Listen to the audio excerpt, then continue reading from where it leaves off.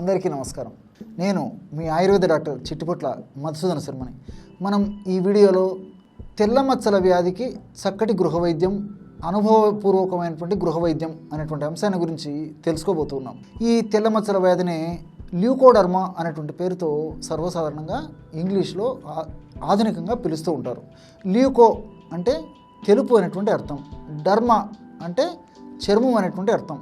చర్మము మామూలుగా ఉండవలసినటువంటి పరిస్థితి కంటే చర్మంలో కొన్ని భాగాలు కానీ, ఎక్కువ భాగం కానీ, లేదా కొన్ని అరుదైన పరిస్థితులు అంతా కానీ తెల్లగా అయ్యేటువంటి పరిస్థితిని ల్యూకోడర్మా అనేటువంటి పేరుతో పిలుస్తారు. అట్లే ఆధునిక వైద్య శాస్త్రంలో విటిలిగో అనేటువంటి పేరుతో పిలుస్తూ ఉంటారు. తెలుగులో తెల్లమచ్చల వ్యాధి, బొల్లి వ్యాధి ఇలాంటి పేర్లతో పిలుస్తారు. ఆయుర్వేద వైద్య విధానంలో స్విత్రము అనేటువంటి పేరుతో సర్వసాధారణంగా ఈ వ్యాధిని గురించి ప్రస్తావించి చక్కటి చికిత్సా విధానాన్ని గురించి కూడా తెలియజేయడం జరిగింది. ఈ యొక్క స్విత్రము లేదా తెల్లమచ్చల వ్యాధి లేదా ల్యూకోడర్మా లేదా విటిలిగో అనేటువంటి ఈ యొక్క వ్యాధికి సంబంధించి కారణాలేంటి, ఎందుకు ఆ సమస్య కలుగుతుంది, దానికి మీకే మీరు తయారు చేసుకోదగ్గ సులువైనటువంటి గృహవైద్య చికిత్సా విధానాలు పైపూత మందికి ఎలా వాడుకోవాలి, కడుపులోకి ఎలాంటి చికిత్సా విధానాలు వాడుకోవాలి మొదలు వివరాలు తెలియజేయడం జరిగింది. ఈ వీడియోలో మరొక ఫార్ములాని ఈ యొక్క సమస్య తగ్గేందుకు కడుపులోకి ఎలా తయారు చేసుకొని వాడుకోవాలో తెలుసుకోబోతూ ఉన్నాం. ఇంతకంటే ముఖ్యంగా అసలు ఈ యొక్క విటిలిగో లేదా ల్యూకోడర్మా లేదా తెల్లమచ్చల వ్యాధి ఎందుకు వస్తుందని చెప్పేసి మనం స్థూలంగా ఆలోచించినట్లయితే, చర్మానికి రంగునిచ్చేటువంటి మెలనిన్ అనేటువంటి రంజక పదార్థము ఆయా భాగాల్లో తక్కువ అయిపోయినప్పుడు ఆ మెలనిన్ తక్కువగా కావడం వల్ల తెల్ల మచ్చల రూపంలో మనకు ప్రత్యక్షం అవుతుంటుంది. నిజంగా ఇది ఇన్ఫెక్షన్ వల్ల వచ్చేటువంటి సమస్య కానీ, అంటే ఒకరి నుంచి ఒకరికి సంక్రమించేటువంటి పరిస్థితి ఉండడం కానీ, అదేవిధంగా దీనివల్ల సర్వసాధారణంగా ఆయా వ్యక్తులకు కూడా బాధ, పోటు, సలుపు, దురద, మంట ఇలాంటివి ఏవి కూడా ఉండవు అన్నమాట. కేవలము చర్మ సౌందర్యాన్ని ఇబ్బంది పరిచేటువంటి, చర్మ వికారానికి దోహదపడేటువంటి సమస్య కానీ మిగతా ఎటువంటి అనారోగ్యాన్ని కూడా ఈ యొక్క సమస్య కలగనివ్వదు. కానీ మానసికంగా చాలా కుంగదీసేటువంటి సమస్య ఈ యొక్క సమస్య, ఈ బొల్లి సమస్య. ఈ యొక్క సమస్యకి ఔషధాన్ని ఎలా తయారు చేసుకోవాలంటే, బావంచాలు బాగా నిదానంగా రాసుకోండి. చాలా చౌక ధరకే మనకు పచారి కొట్లలో ఈ యొక్క బావంచాలు దొరుకుతాయి. బావంచాలు తెచ్చుకొని శుభ్రం చేసేసి చూర్ణంగా తయారు చేసి పెట్టుకొని ఒక 50 గ్రాములు బావంచాల చూర్ణం తీసుకోండి.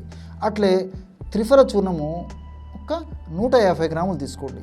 ప్రామాణిక కంపెనీ వాళ్ళు తయారు చేసేటువంటి త్రిఫల చూర్ణాన్ని మీరు విచారించి తెచ్చుకొని వాడుకోవాలన్నమాట.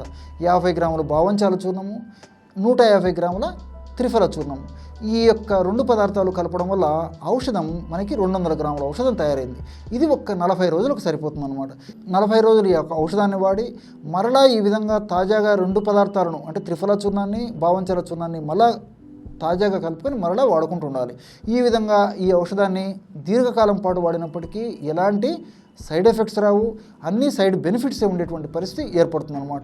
ఈ విధంగా ఔషధాన్ని తయారు చేసుకున్న తర్వాత రోజు ఉదయం ఆహారానికి ఒక అరగంట ముందు, అదేవిధంగా రాత్రి ఆహారానికి ఒక అరగంట ముందు 1/2 టీ స్పూన్ యొక్క చూర్ణం అంటే ఇంచుమించు 2.5 గ్రాముల యొక్క చూర్ణాన్ని తగినంత తేనెతో కానీ, లేదా తగినన్ని గోరువెచ్చని నీళ్లు కానీ, లేకపోతే గది ఉష్ణోగ్రతలో ఉన్నటువంటి తగినన్ని నీళ్లలో కానీ కలిపేసి సేవించాలి.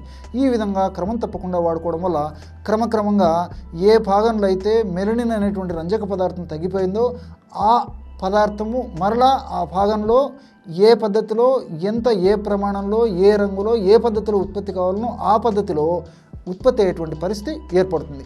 అంతేకాకుండా త్రిఫల చూర్ణంలో ఉన్నటువంటి వివిధ రకాలైనటువంటి రసాయన పదార్థాలు కూడా వ్యాధి నిరోధక శక్తిని పెంచేటువంటి గుణాలు ఉన్నాయి. కాబట్టి మరి వ్యాధి నిరోధక శక్తి తక్కువగా ఉన్నటువంటి వాళ్ళలోనే ఈ సమస్య ఎక్కువగా కలుగుతూ ఉంటుంది. కాబట్టి త్రిఫల చూర్ణము పరోక్షంగా కూడా వ్యాధి నిరోధక శక్తిని పెంచడము, అదేవిధంగా త్రిఫల చూర్ణంలో వివిధ రకాలైనటువంటి రసాయన పదార్థాలు ప్రత్యక్షంగాను పరోక్షంగాను ఈ మెలనిన్ అనేటువంటి ఈ యొక్క రంజక పదార్థం ఉత్పత్తికి దోహదపడేందుకు కూడా ఉపయోగపడతాయి.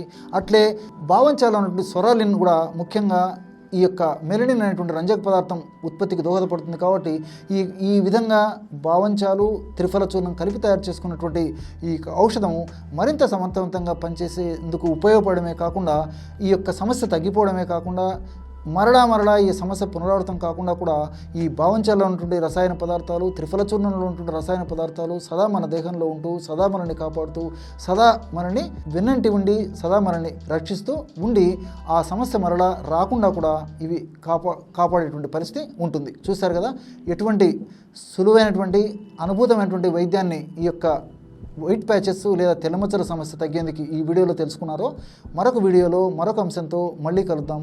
అంతవరకు నమస్కారం. మీ చిట్టిపొట్ల.